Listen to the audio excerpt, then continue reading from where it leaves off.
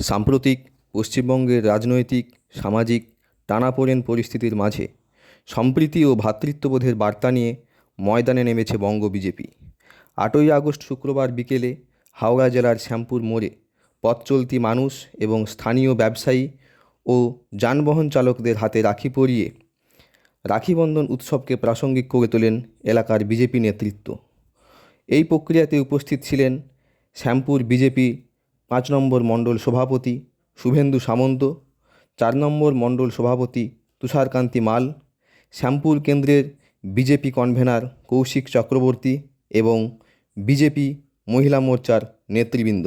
বিপদ সমস্ত কিছুকে উপেক্ষা করে আমরা সবাই একসঙ্গে গতি হয়েছি আজকের এই বিশেষ দিনে।